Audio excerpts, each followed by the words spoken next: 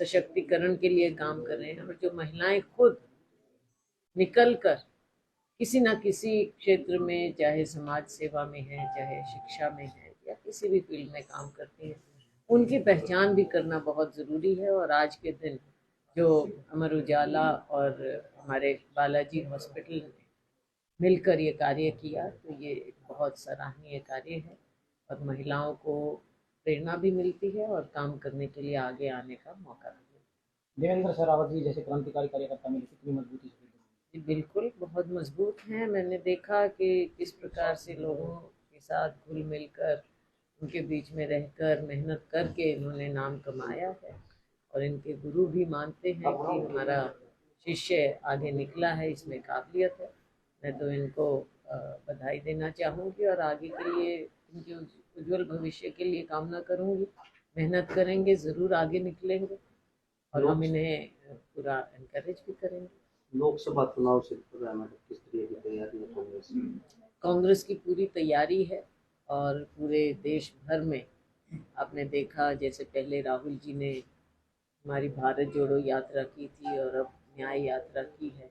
पूरे देश में जाकर लोगों को जागरूक किया और ख़ास तौर से जो हमारा युवा वर्ग है, महिला है, या आप समझ लीजिए शोषित वर्ग है, सबके लिए जो उन्होंने आवाज़ उठाई है। आज मोदी जी के पास, भारतीय जनता पार्टी सरकार के पास उस बात का तो जवाब है नहीं, लेकिन ध्यान बांटने के लिए वो दूसरी बातें उठा लेते हैं। और ये इनका भारतीय जनता पार्टी का पुराना काम करने का एक तरीका बन गया है कि असली मुद्दों से ध्यान बांटे और लोगों को बरगलाएं। लोकसभा में कितनी सीटें कांग्रेस मान के चल रही है? पिछली बार खाता नहीं खोल पाई थी, इस बार क्या मानते हो? हाँ, मैं मानती हूँ, लेकिन पिछली बार आपने देखा कि लोगों को कैसे उन्होंने कभी किसानों को बरगलाया, 6,000 रुपये, 4,000 रुपया उनके खाते में डाला, और कुछ और भी बातें हुई जिनका इन्होंने राजनीतिकरण किया। तो देश विदेश की बातें ऐसी हुई, लेकिन मैं समझती हूँ कि आज के दिन जो असलियत है वो सामने आएगी। 10 साल बहुत होते हैं और लोग भी देखते हैं कि 10 साल में पूरी बातों के अलावा, खोखले स्लोगन्स के अलावा कुछ मिला नहीं है। और महंगाई आसमान को छू रही है, मुद्दे बहुत हैं। तो मुझे पूरा विश्वास है कि लोग विकल्प के रूप में कांग्रेस पार्टी को ही देखते हैं, कांग्रेस को अच्छी सफलता मिलेगी। हरियाणा की मनोहर सरकार हर चुनाव से पहले डी ग्रुप की भर्ती का रिजल्ट जारी कर देती है। पहले उपचुनाव में करा था, अब लोकसभा से पहले। आप समझते हैं कि कहीं ना कहीं अपने आप को कमज़ोर मानते हुए लोगों के बीच में जब मौका मिलता है, 5 साल तो करते नहीं। और इसको भी ये चुनाव का एक राजनीतिकरण करते हुए लोगों को नौकरी का भी करके। लेकिन आप देखिए कि जो भी चीज़ है, चाहे परीक्षाओं की बात है, रोज़ पेपर लीक होते हैं, बच्चों की पढ़ाई में बाधा आती है, वो आगे बढ़ नहीं पाते। नौकरियां जब बुलाते हैं उसमें भी पेपर लीक हो जाते हैं, कहीं कुछ घोटाले हो जाते हैं।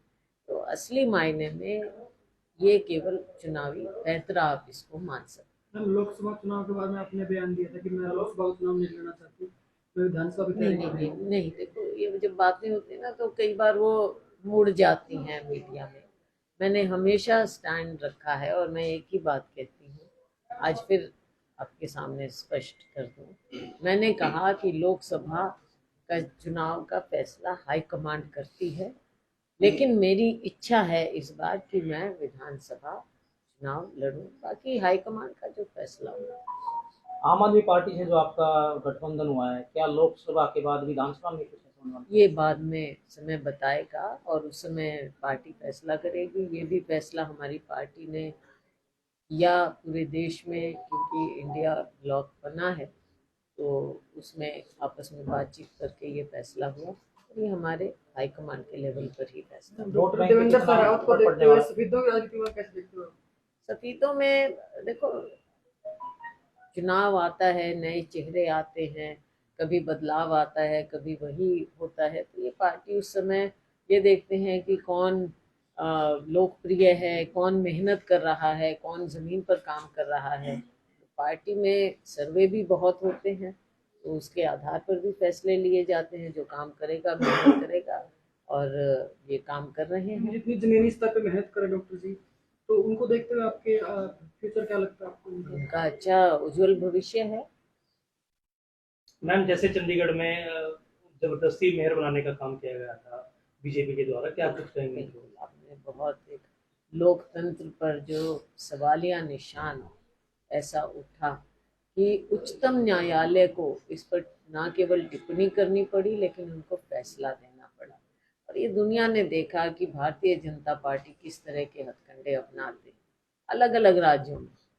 आप गोवा देखो, दूसरे राज्यों में देखो, अपने यहाँ हिमाचल में आप देख रहे कैसा इन्होंने किया।